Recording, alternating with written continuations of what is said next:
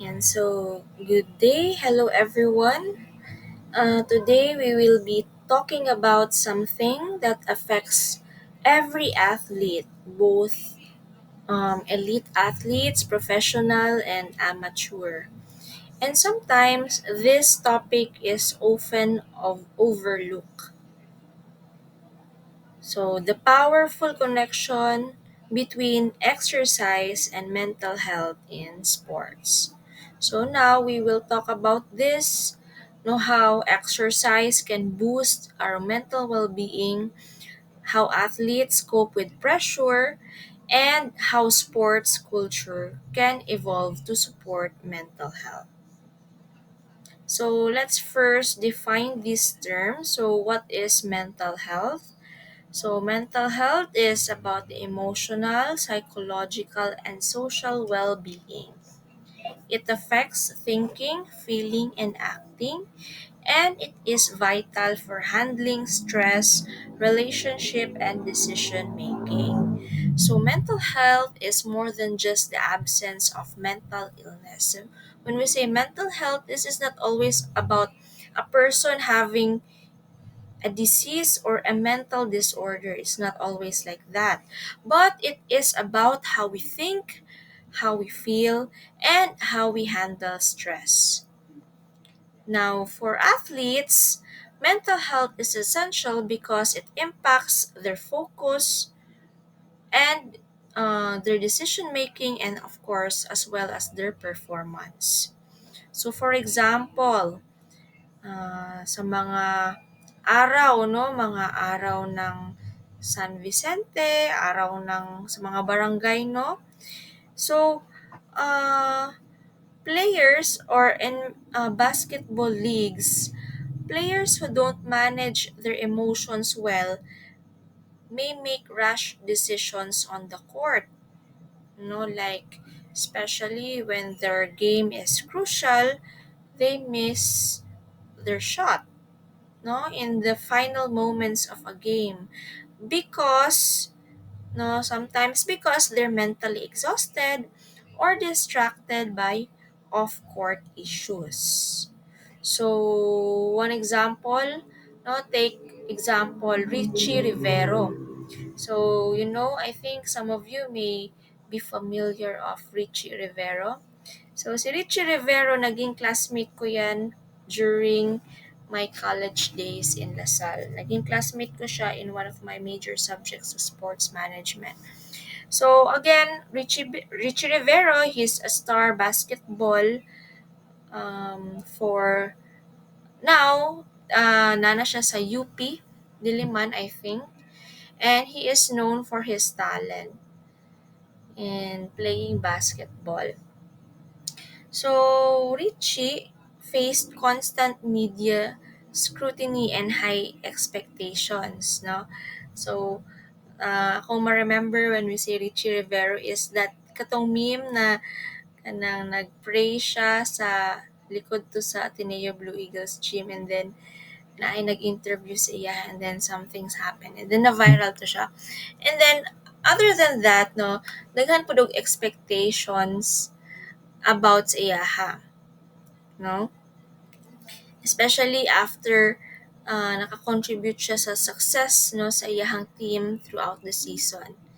And also he once shared in an interview how the pressure constantly being the public eye coupled with personal expectations led him to experience mental fatigue. So nakapoy siya kay tungod sa expectations sa public, no, daghan kaayog eyes on him, and then it also impacted his kaning expectation towards himself, which caused him kaning feeling burnout or fatigue.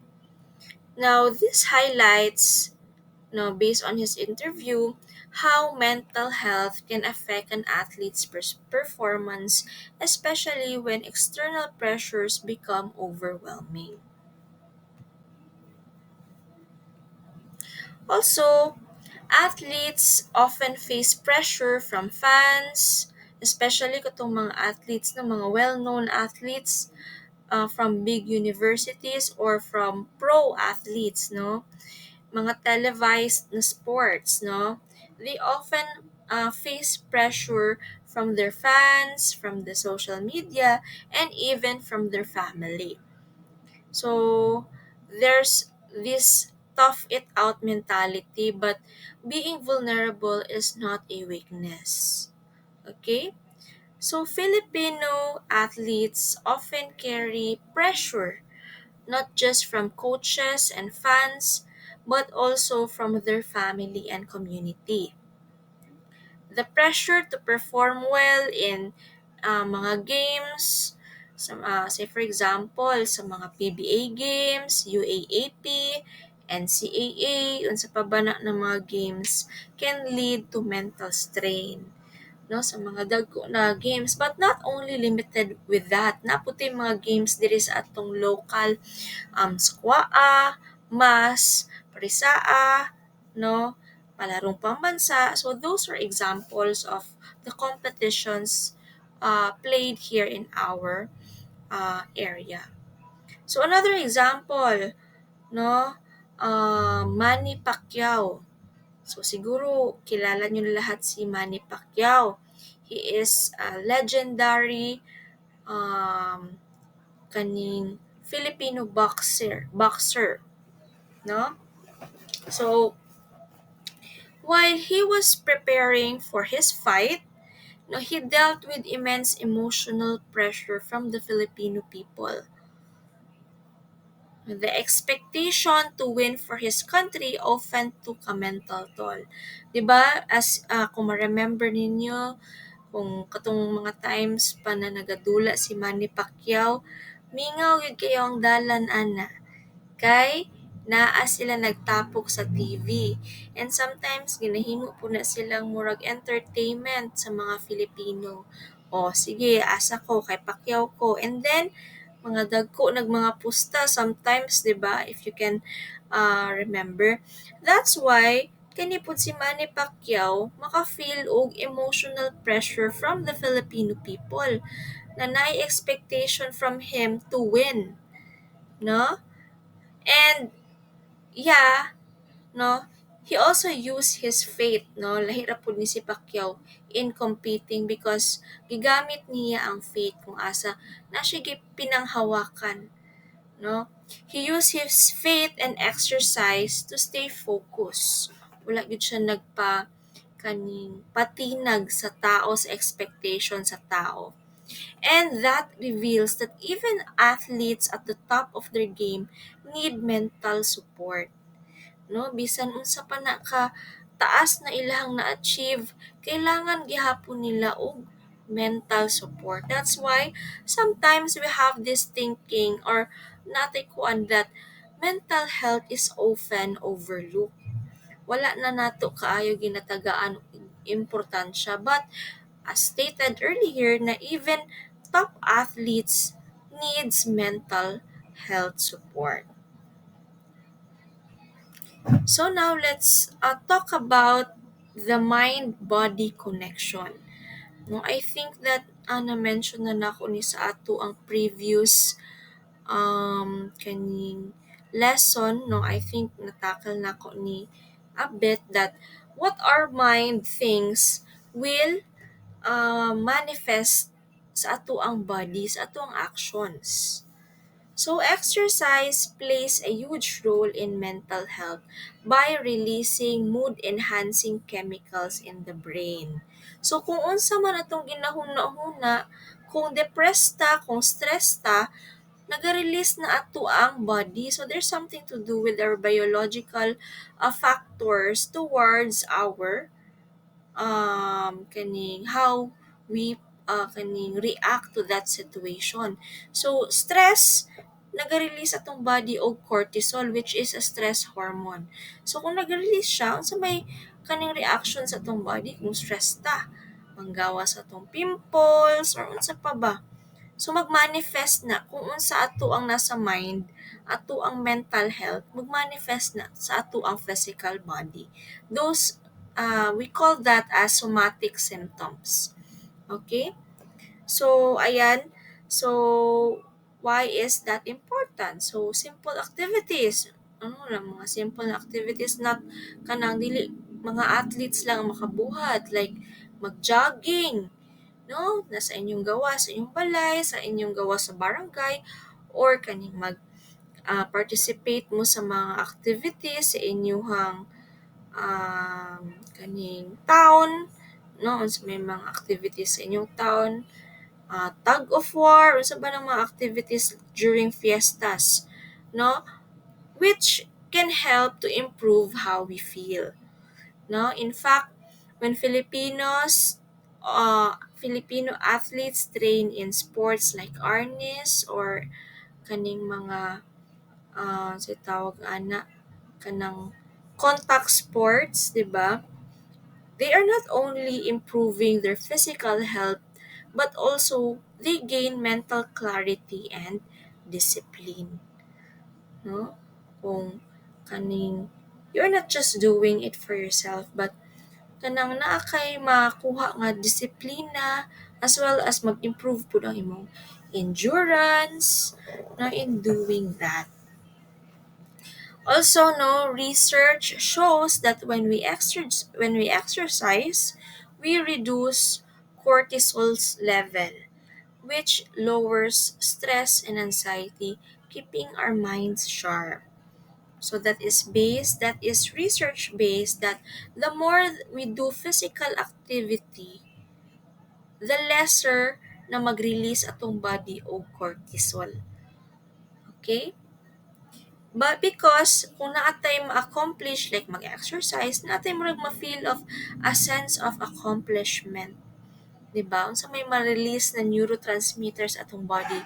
So naatay feeling of naay serotonin, no? Good mood, about mood. Dopamine, sa manang dopamine, release og kanin that is a pleasure neurotransmitter. So those are the things no that you need to take note that our mind is connected to our body. Okay? So unsa man ato ang status atong mind will kaning manifest through our somatic kaning symptoms. Now what is the benefit of exercise on mental health? So exercise can combat symptoms of anxiety. It also improves sleeps and energy and increases self-esteem. Okay? So let's have another example. So for example, another famous Olympian, no, weightlifter si Hidilyn Diaz. So she talked about in one of her interviews how training helped her cope with emotional challenges. So she revealed that regular exercise, not even kanang mga heavy na exercise, just even doing simple stretching or yoga help her manage the pressure. It also helped her to stay focused and maintain good mental health, especially during her months of preparation away from home. So, nga nung nakaingon man si Hidilyn Diaz ato because he made exercise as an outlet sa iyahang stress. No, at least ma-release man iyahang stress kung tahay aggression. So, ma-release niya in a form of exercise. No, that is also connected of one of the defense mechanism that is called the sublimation. Okay. So next, so pressures in competitive sports. So here in the Philippines, we have a rich sports culture, but the pressure on athletes to perform can be overwhelming. No? For instance, based on my experience in the UAAP or NCAA games, athletes face high expectations from their families and schools, especially from big universities because usually they are sponsored, naana sila yung mga team manager, naana sila yung mga coach, dili lang one, but maybe more than two coaches na mga saba sa ilaha, and of course sometimes na ay nakasalalay sa ilahang game, sa scholarship ba or allowance, no? So when an athlete plays, no, or steps inside the court, the pressure to win becomes not just about the game but about representing the entire university. Okay, so sometimes kung na-overwhelm na ang isa ka-athlete, that stress sometimes leads to anxiety.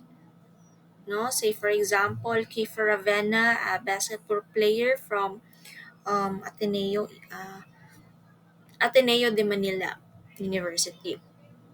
So, no, he mentioned in his interviews about his struggles before his suspension.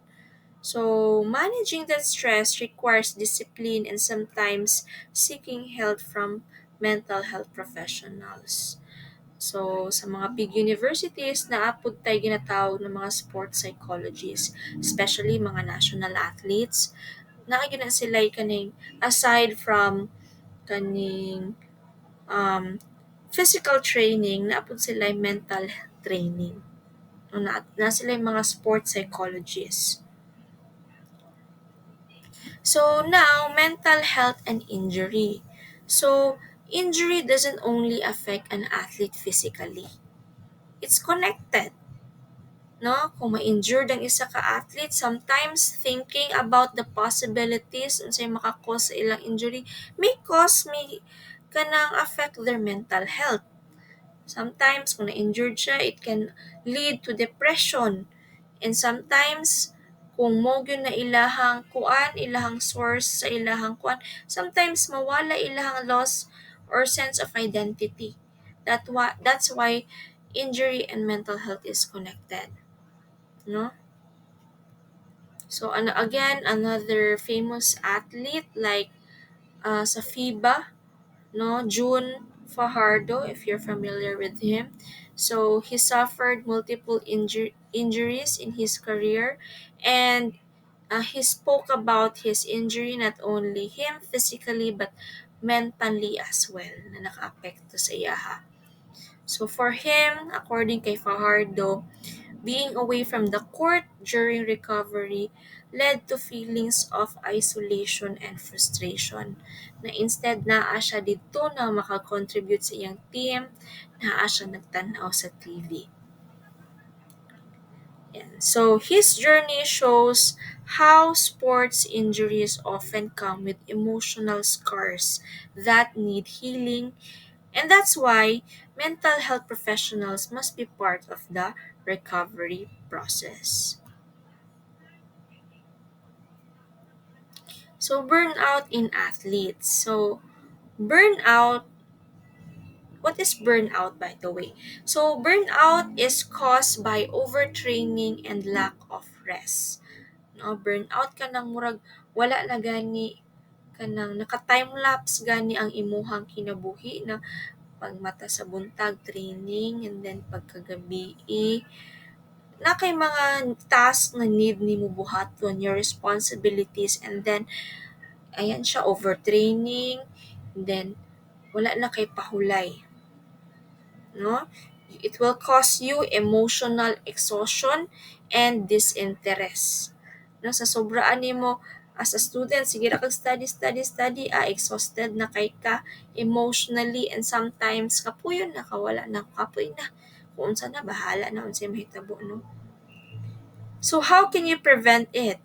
Prevention through balance. So you need to balance the things that needs to be done, your work-life balance, 'di ba? Dili lang work, but sa isa kaadlaw we have how many hours? We have 24 hours sa day. So 8 pila man na i-divide na nimo unsay kaya nimo mabuhat sa isa ka adlaw na mabalance tanan imuhang work, imuhang rest, and imuhang leisure. Dili puro like robot na wala na kay pahulay na sige ra kag aning ani. No, dili po na maayo. So burnout is a real threat in the fast-paced world of sports, no, especially sa mga tournament. So some Filipino athletes, especially kaning mga nasa big universities which are juggling academics and sports, no, ang mga student athletes face sometimes emotional exhaustion. Okay? So, ang mga student athlete, i-juggle pa na nila, i-manage nila ilang time sa rigorous training schedule, sa ilahang game performance, and sa ilahang schoolwork. Sometimes, ang uban pa dira working na naga-work pa para na ay pandungag. So, tanan siya over time that can lead to emotional burnout which can result na mawala ang interest nila sa game or sa ilahang makaapekto sa ilahang performance, no?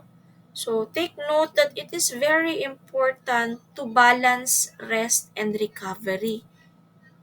Okay? Dili puro trabaho, trabaho, trabaho. Kailangan after trabaho, 'di ba, sa gym, sa mga naga-gym dira naman yun ta important ang recovery. Dili ka mudako ana kung kanang gamit kaayo imuhang muscles. How can your muscles recover kung na-over na pud nimo og gamit? So kailangan rest and recovery. And of course, this no need to be taken seriously by coaches, no? And they also need na kaning hibal-an importance of mental health breaks. Diba? That's why no sa ato sa DNSC na atay mental health break after midterm examination. So this will allow athletes to rest and relax and of course prioritize their self-care. Now in youth sports no sa mga barangay leagues, there's a tendency to push kids to compete aggressively, no? And this can sometimes harm their mental health.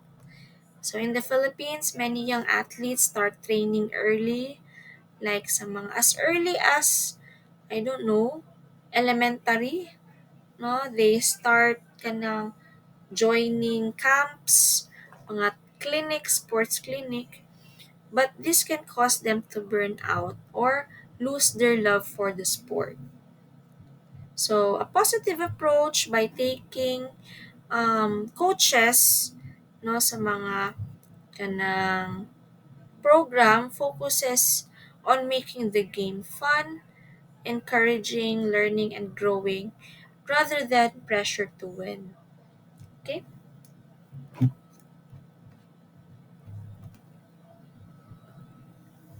So, unfortunately, mental health struggles are still often stigmatized in Filipino sports. Sometimes no naatay mga ingana gihapon na thinking na ay kung mangayo kog tabang sa mental health professional, sa psychology, sa guidance, lain ang ilang tan-aw sa ako, feeling nila buang nako. Na, di ba usually that is the stigma when muduol ta og seek ta og help from the professionals. So for athletes, sometimes athletes fear of being labeled as weak. No, kung tahay mag-speak sila sa ilahang challenges. Sometimes, muna ilang stigma na kung mangayo kog tabang, malabeled ko as weak. No?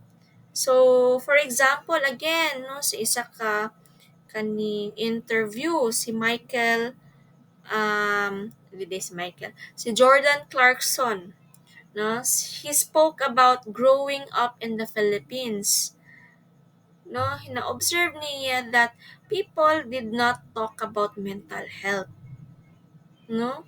Isa siya ka-American, Filipino-American NBA player, Jordan Clarkson. And na-observe niya while growing up in the Philippines na wala kaayo natagaag importansya ang mental health.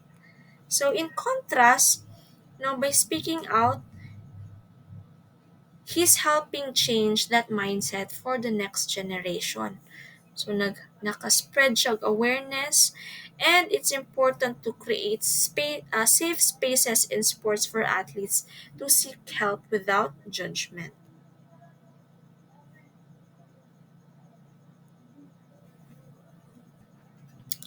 Okay, now athletes may not always verbalize their struggles.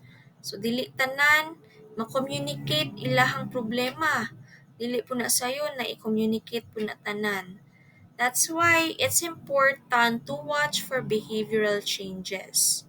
Naabay mood swings, fatigue, withdrawal, naabay change of performance, change in appetite or sleep, no? So, for example, no, a member of a team or a football team who once loved that sport, no, suddenly start avoiding practices or game.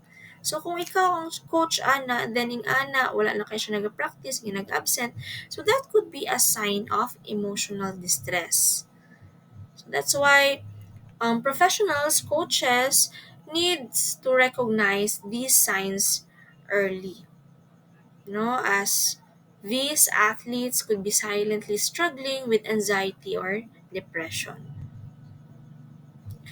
So, yan, athletes thrive when they have strong support system. So, naa sila yung support system from where? From their coaches, teammates, also having mental health professionals, and creating a safe and open environment. So, Filipino teams are trying to realize the importance of integrating mental health professionals into their program.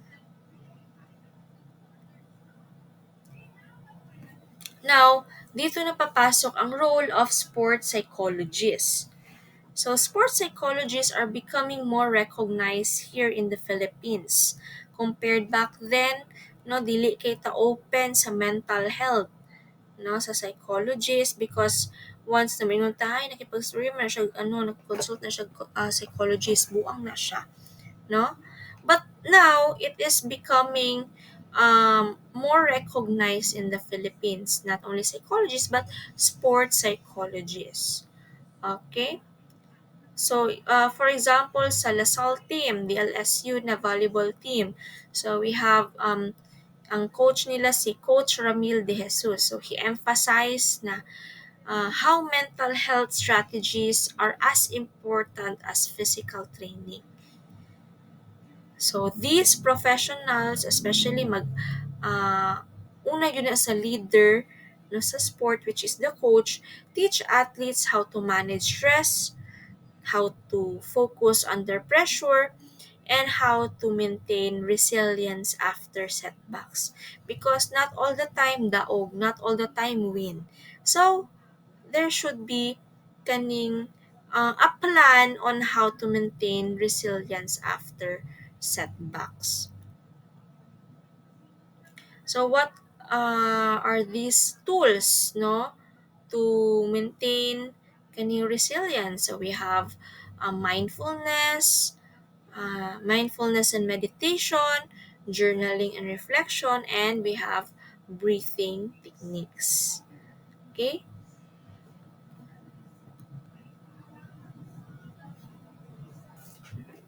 So now, let's have a case, no? A case ni Michael Phelps. So, kani si Michael Phelps, he is a legendary swimmer and very known, kaning balik-balik na siya sa Olympics, but face severe mental health issues, no? So he shared how he struggled with depression, and he also even have suicidal thoughts after his achievements. So you could not have it all, no? Even though kaning narasimutan Olympian, daghan og kwarta, but no, nag-struggle gihapon siya og depression and suicidal thoughts after his achievements. So his journey proved that athletes, no matter how successful, need support. So Phelps now uses his platform to advocate for athlete mental health. So, nahimo siyang inspiration sa many young athletes, including here sa Philippines, to seek help. No? So, you should not be ashamed to ask for help. Another case, no, a case ni Hidilyn Diaz. Hidilyn or Hidilyn Diaz. So, she was the first Filipino woman to win an Olympic gold medal in weightlifting.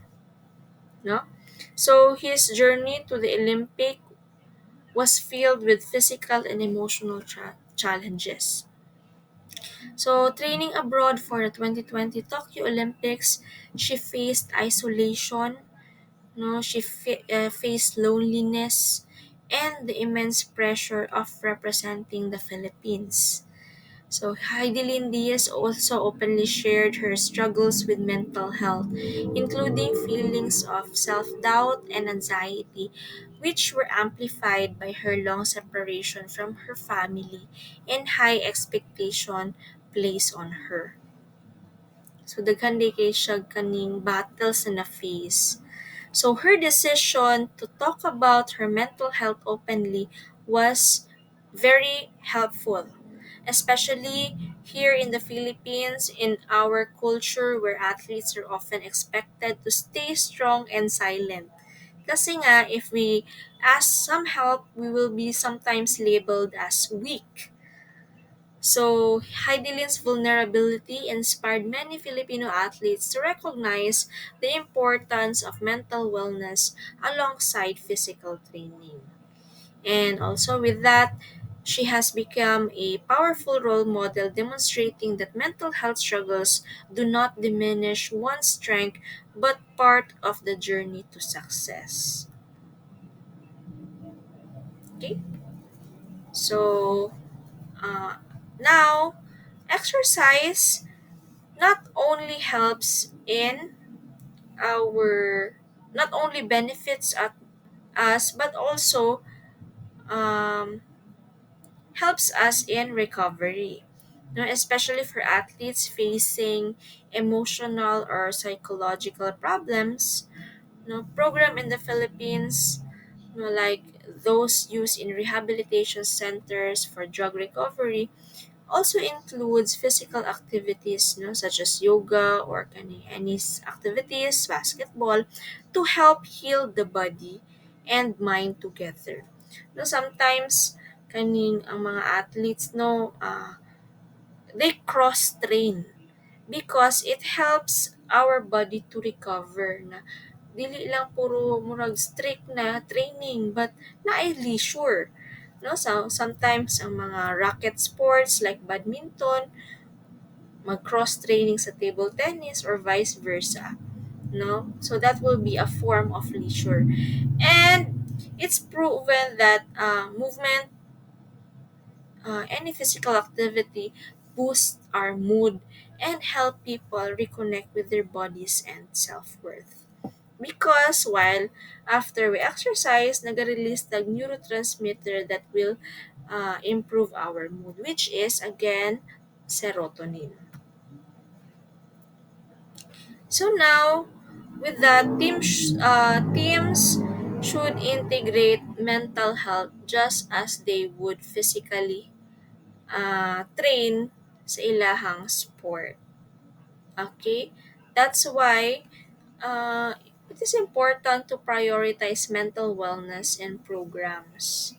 Now, we should don't take this lightly, no? And provide resources and education, and there are many ways to provide kaning to spread awareness na natay social media platform na natay mga many platforms para maka-help, no, to raise awareness the importance of having mental health programs, no, because mental health is equally equivalent sa ato ang physical health, and foster an inclusive and supportive culture.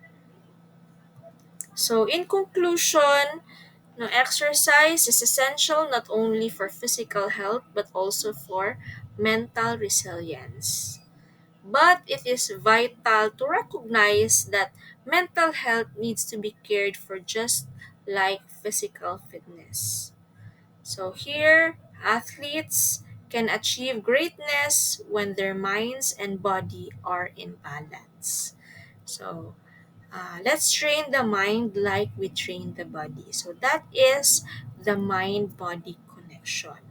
Okay, so I hope that we've learned something from this discussion. So we need to build a culture where both mental and physical health are treated as equally important. So that would be all for now. Thank you.